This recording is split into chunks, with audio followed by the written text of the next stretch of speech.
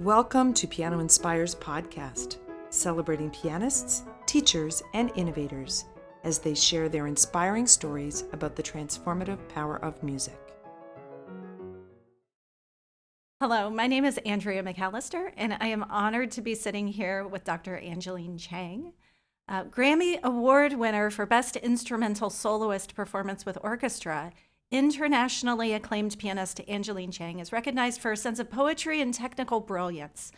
Concertizing in Europe, Asia, Africa, Australia, North and South America, venues include the Kennedy Center, Kimmel Center in Philadelphia, Carnegie Hall, State Theater in Cleveland, and St. Martin in the Fields in London, just to name a few.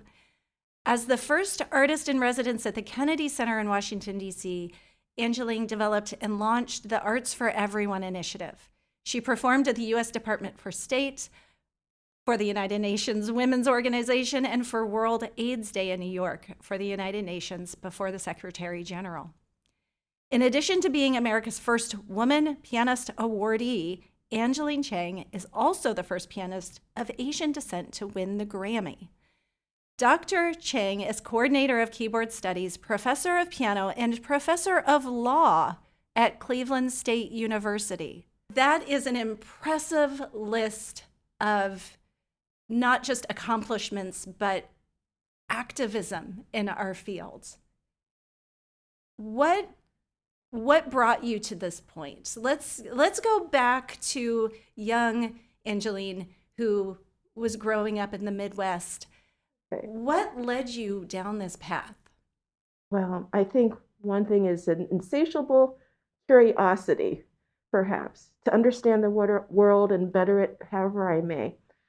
Growing up in what sociologists termed one of the most average places in America. Yeah, they actually did studies. So it's actually, they referred to such a city as Middletown, USA. And they were talking about Muncie, Indiana, where I was born and raised.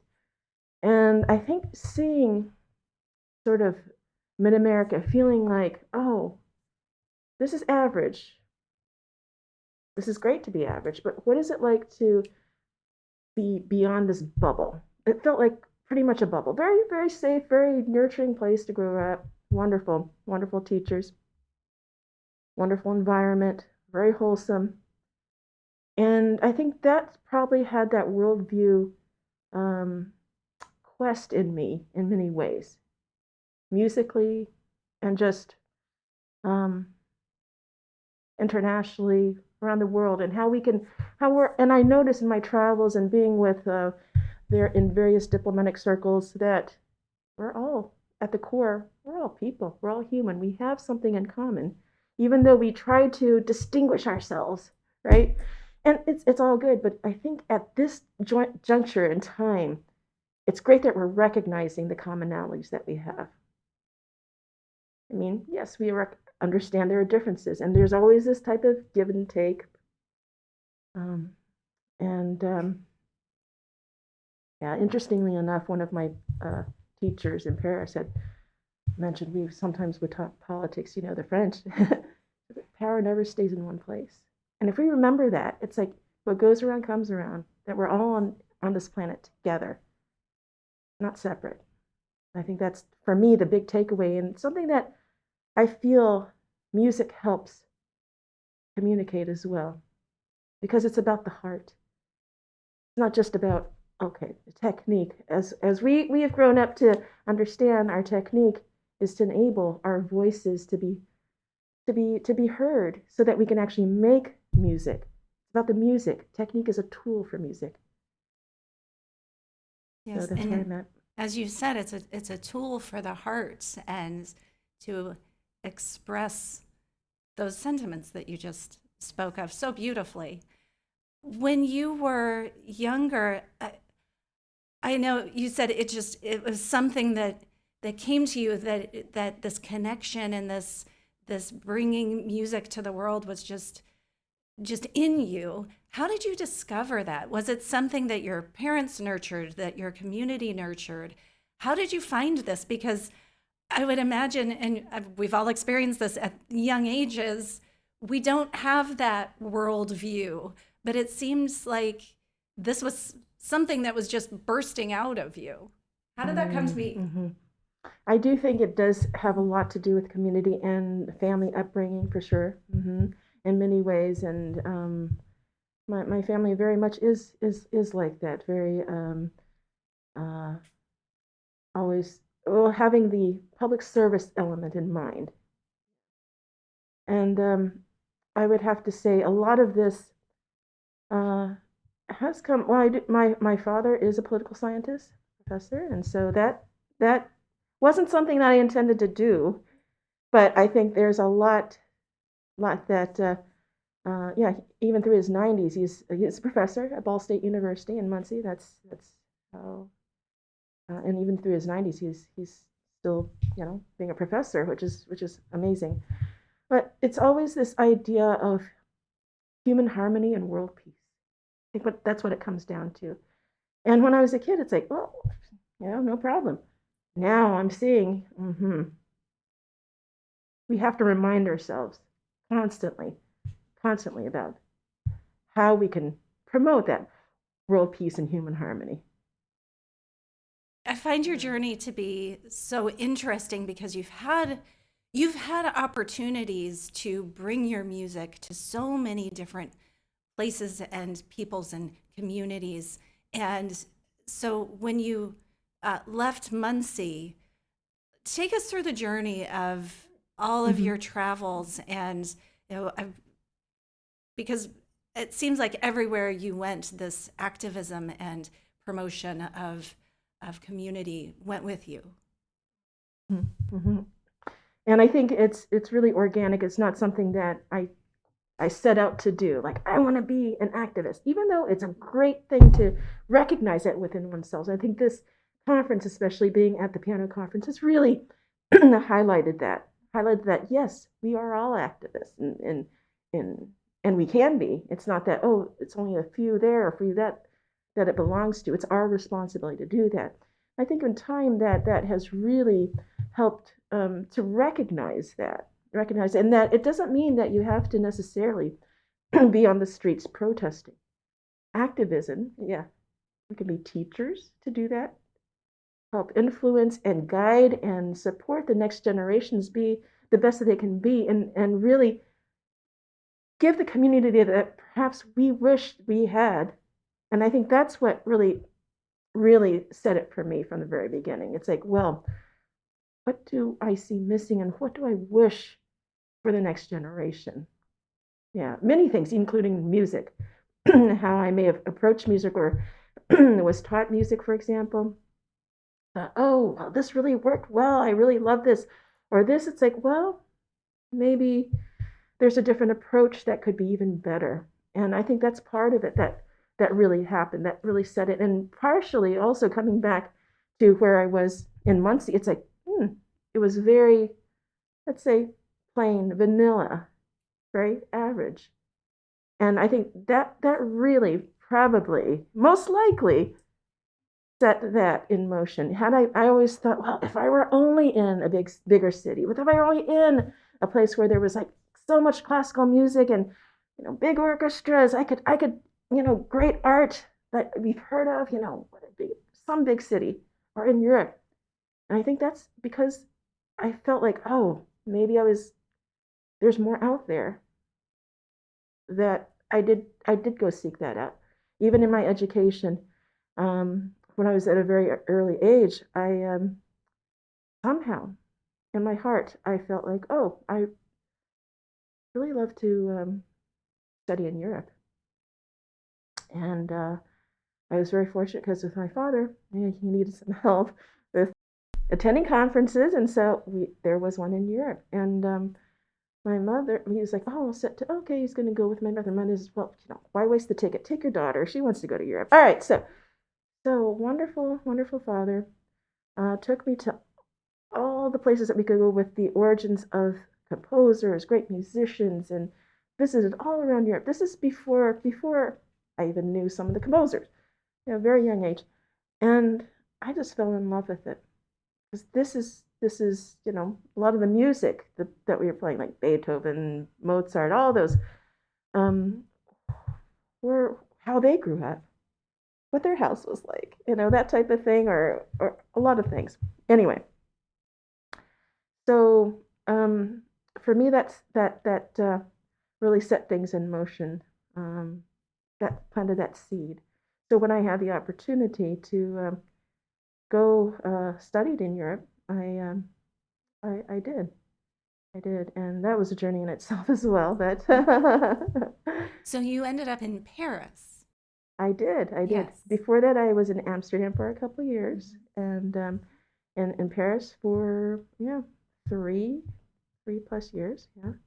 And where did you study? And I'm really curious to hear about who you studied with and those experiences. Mm. I was really fortunate. Now, I studied at the Paris Conservatoire, or the full name back then is Conservatoire National Supérieur de Musique de Paris. Well, de danse et de musique, well, dance and music, but the Paris Conservatoire. It's the main national conservatory. It's very interesting because the government in France supports the public institutions, the superior schools, and the Paris Conservatory. It was basically a scholarship school, sort of like Curtis, but not private, but public. And because of that, it was very competitive to get in.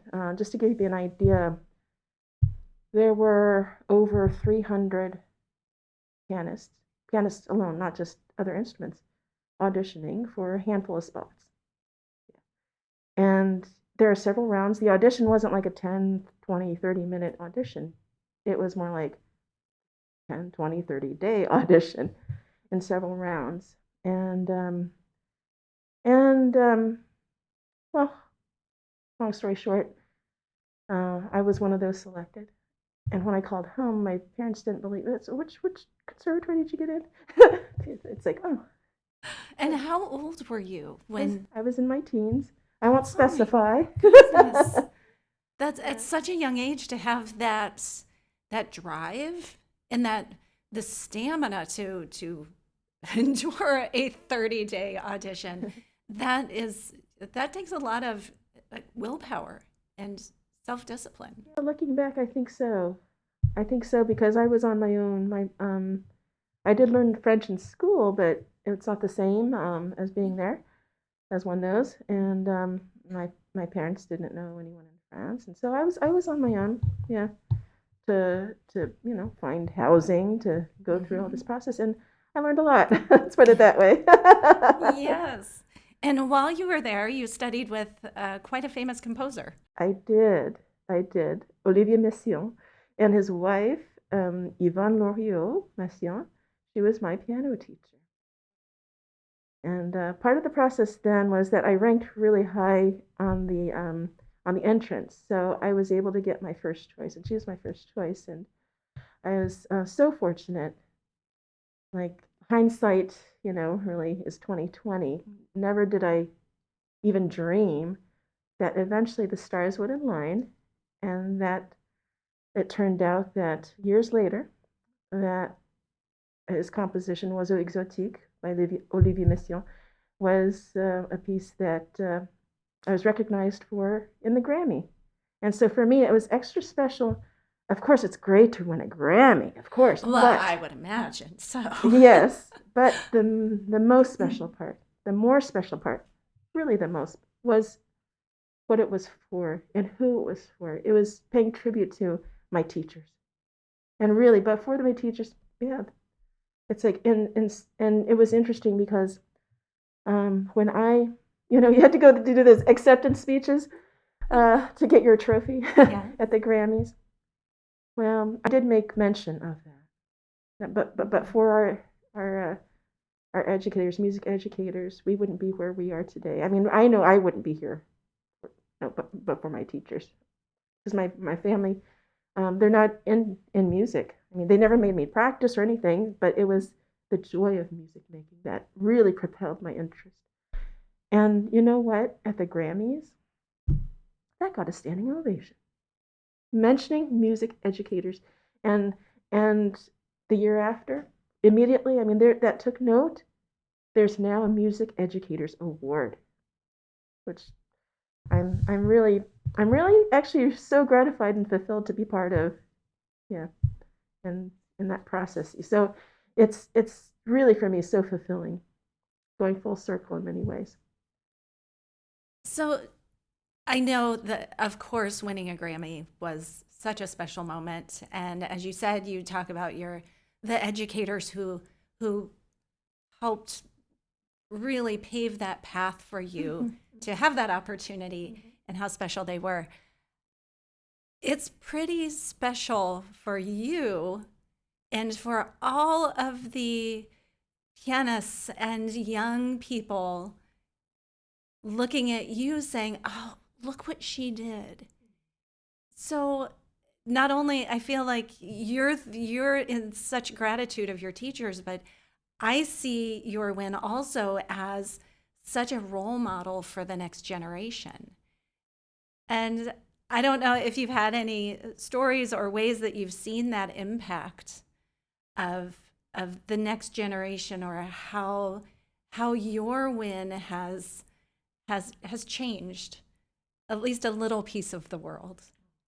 Thank you so much for mentioning that. That's really heartfelt. And I guess I don't necessarily look for those things. I just do what I feel is right. And in many ways, I feel that I'm still the same as before. But certainly, my wish is that it helps others as much as possible. And yes, to see that, yes, these things are possible. One person can make a difference. One person has made a difference. One person will continue to make that difference. But it's not just that one person. I think it takes the second person to really make that movement happen, to make that forward movement. In the concert, at our opening concert here at the piano conference, I'd mentioned like transcriptions by, it seems like mainstream composers, by Liszt, of Bach, for example. Without Liszt championing others, there could be, it's quite possible that's a different world, that we wouldn't have been exposed to the music of not just Bach, Schubert, for example. His works could have been totally lost and unknown, but for some of the championing that Liszt did. Beautiful works. Can you imagine a world without that? Now, today, it's like how much loss there would have been without, for example. So yes, championing, but that takes also our work afterwards, generations after us, to recognize what's so special about that, and to make that, bring out what's wonderful about the community, about the art, the music, whatever it is, the richness inside. And yeah, and first to make it available, to make it seen, to make it noticed that yes, these things can happen. And then the community to really help support that. Because nowadays, as we recognize, it's not just, okay, somebody telling you, imposing what should be done, but we can really organically feel and then be together and find each other to know, hey, this is really worthwhile. This is something that can really make a difference in so many lives for the better. And music has a powerful way of doing that I think not many other mediums have. Exactly. And so fortunate to be stewards of that. Mm-hmm. And as you said, maybe the first one, but certainly not the last. Exactly. You got it. And so when you were the artist in residence at the Kennedy Center. Mm-hmm. And talk to me a little bit about your work there and how you started a movement at the Kennedy Center. Yeah, I'm so gratified, but because that was a very long time ago, several decades it seems already. But yes, back then there was not too much going on. I remember when I even entered the Kennedy Center, I was studying at the Peabody in Baltimore, and one of my reasons for going there was also location. I was performing with folks in the Philadelphia Orchestra, an hour away from Baltimore. There many things in DC that I was part of that was another hour away. So it was a great location for me. At the Kennedy Center, even going in, let's say in the middle of the day when there's not, let's say at 8 p.m., the concert time. I remember going in, long corridor, hallway, red carpet, everything, and nothing happening. But then I wanted to just get a program to see what is happening. They're like, "Excuse me, can I help you?" Like, what am I doing there? It's like, oh, instead of, oh, welcome. Mm-hmm. This is what's happening. And so that struck me, was one of my first impressions. But there were people behind the scenes that were trying to make the change, to make it more welcoming, so that it's not just seen as an elite institution. Sure, we can be elite, but you can also be welcoming at the same time. Mm-hmm. And so we tried different things. I actually performed there, and that's how I got invited to become the artist in residence. And we're trying to make some changes. Like, well, at that time it was at the turn of the millennium. Can you imagine that? Okay, I think it was actually before that, but that's how we established something called the Millennium Stage, and that name has stuck. Basically, we put stages at the ends of the corridors, mm-hmm. plenty of room, and just saw what could we do to help people. 6 p.m. We tried several different times, but after work, people could avoid rush hour. Great thing. And those who came in early because of parking or traffic or whatnot wouldn't just be standing around for blank stuff. Okay, it serves a purpose for this other audience as a pre-concert teaser or gathering. And also free, so that anybody would be welcome to just go up that long hill and enter the Kennedy Center, feel welcome, that they don't have to purchase a ticket in order to enjoy and experience the arts. And I'm so proud that this wasn't just a one-time thing, but it's institutionalized as 365 days of the year thing, 6 p.m. If you don't have anything that you go to DC and you're like, what can I do? Well, and you're on a budget, or even if you're not on a budget, there's something there. And I feel so fulfilled that is something that's lasted.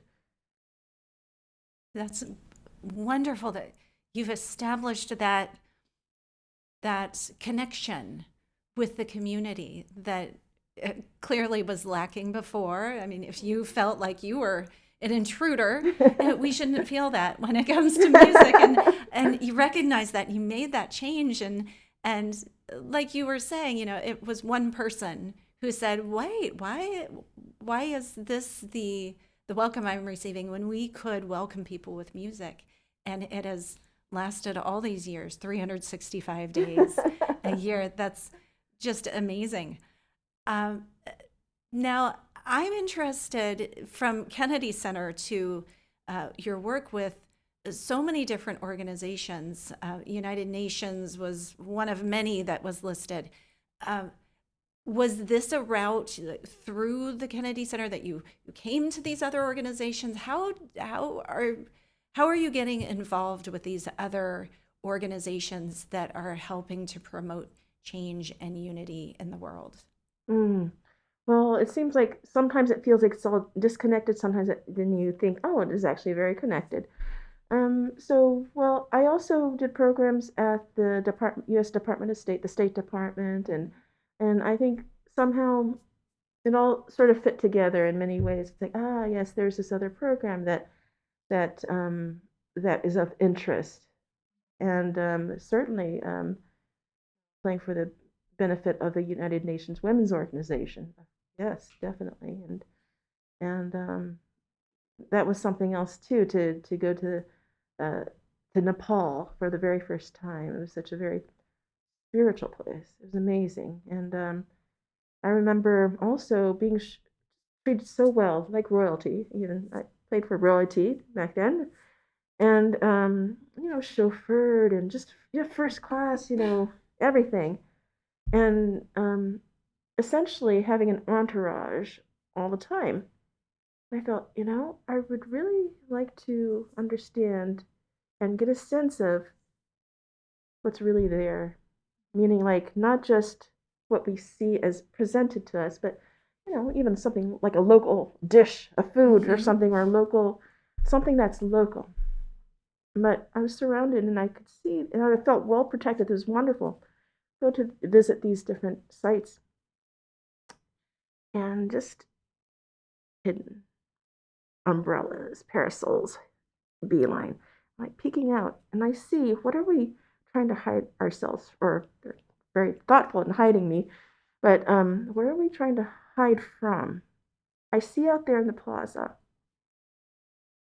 folks, it seemed like tattered, because back then too, Nepal was among the poorest countries in the world, monetarily, okay? And I see people just lying in the plaza. Yeah, their clothes are a little tattered, but they're just lying down enjoying sunshine, life, everything. I was wondering, so who are the rich people, really? That's how I felt. I felt, that's richness. You have the world right there. You're enjoying life. None of this hiding. And that hit me. That really hit me. So I think all of your experiences and your vision of the world and how we could be and how we can connect with one another, it really just comes out in your playing. Oh, thank you. And I'm curious, as you are, you're preparing for a performance, or when you go on stage, I know we have to think about the notes and the technique. And what are your thoughts on stage when you're with an audience? How do you transform and make us feel so much? Well, it takes one to feel that, and it reminds me of a time period when I was at Indiana University and my teacher was Menahem Pressler. At that time I was trying to figure out my course schedule. There's so many wonderful courses at IU.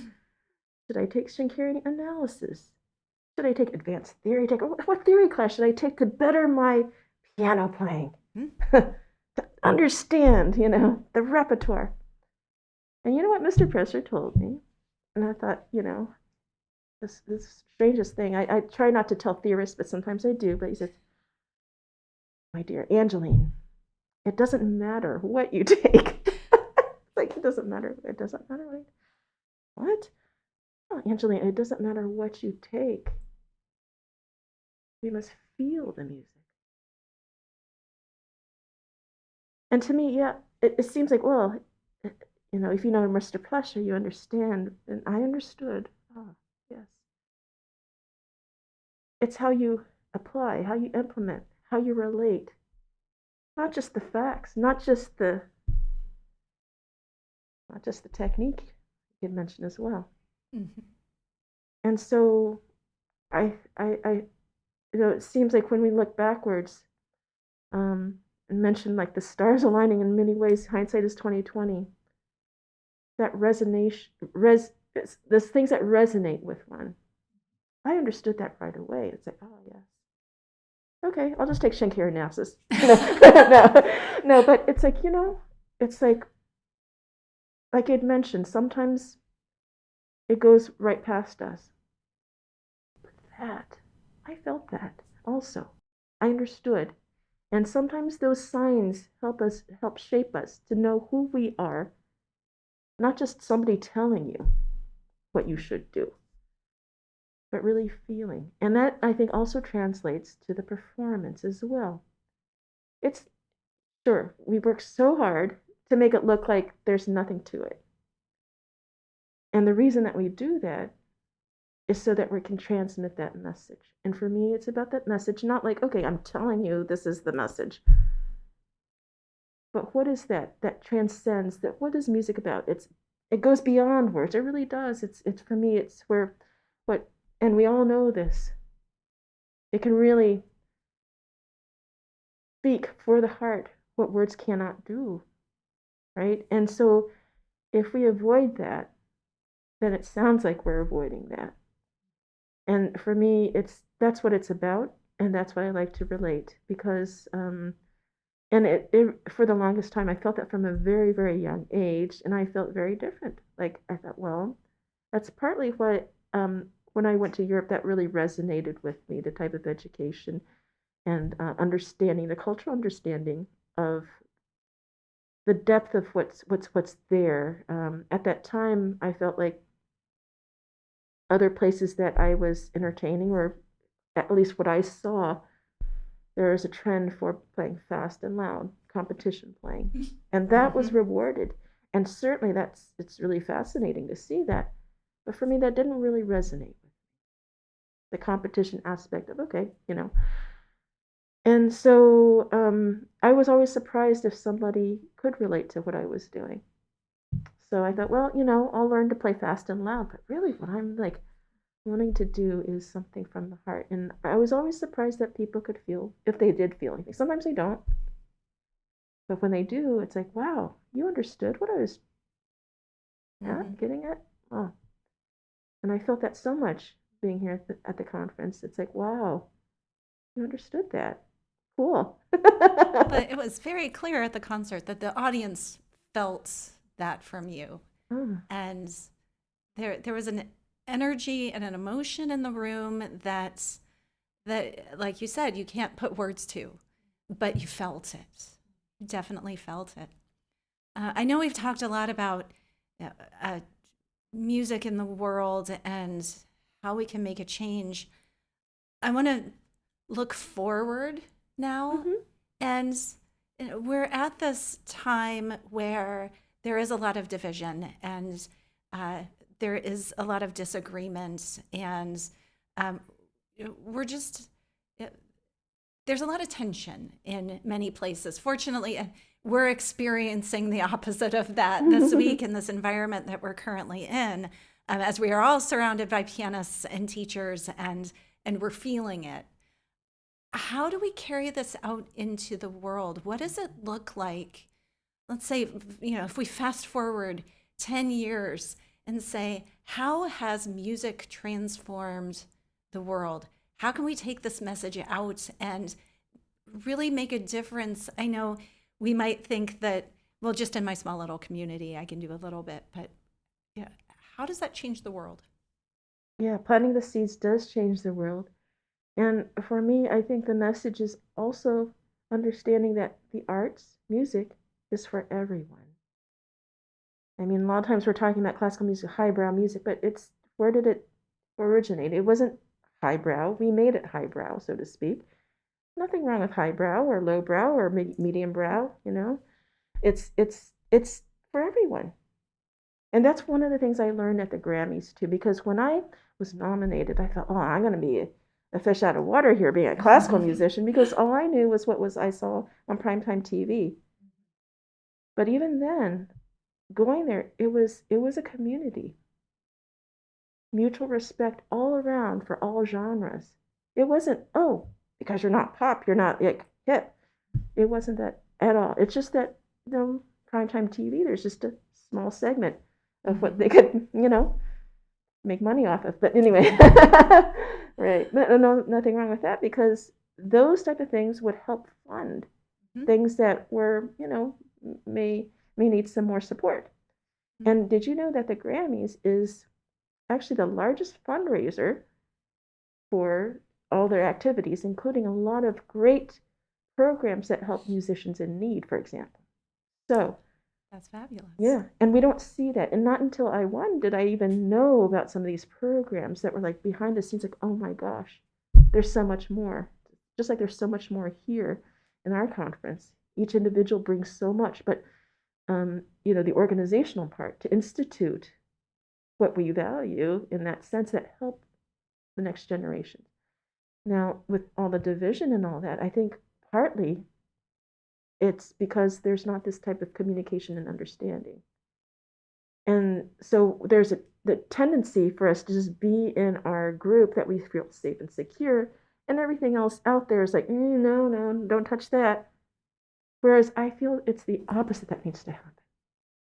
For example, when I went to Nepal, and it's like, okay, I'm very comfortable, in this at this wonderful palace of a hotel and everything like this. But yeah, it's going beyond and actually noticing those things and to be, hey, these are humans. These are we can interact. We have something to benefit each other that can help make things better. Or an understanding. It's not that you have to agree with the others, but at least understand or at least communicate. You can agree to disagree and still understand and uh, and have that common goal of making something for the better. Now, we can decide like, okay, we'll try your way this time, our way that time, and see, okay, then objective. And now I know it's really difficult because there's a lot of times people don't want to see that. And I think part of it is taking off those blinders and just being open, even if you disagree with something. Like, how many times have you gone to a concert and it's like, oh, I wouldn't do it that way. I wouldn't do that. But you can't deny that whatever they gave was like, wow, they worked on that. They made it special. They made it their own. And that's what makes the world turn. Having all this, embracing our uniqueness in that sense. And it's great that we're all different, but we're all the same at the same time. Understanding that at the core, there's certain things that we all want and that we all need. That feeling of security. There are a lot of people here, when we're changing the status quo, feel very insecure. It's not that necessarily, I think, that they're feeling that, uh, they're in the right, we're in the wrong, or they're just wanting to hold power. Folks might lash out because they feel insecure, not because they feel powerful. And I think it's very important to understand some of the signs that we might interpret aren't necessarily what's really going on.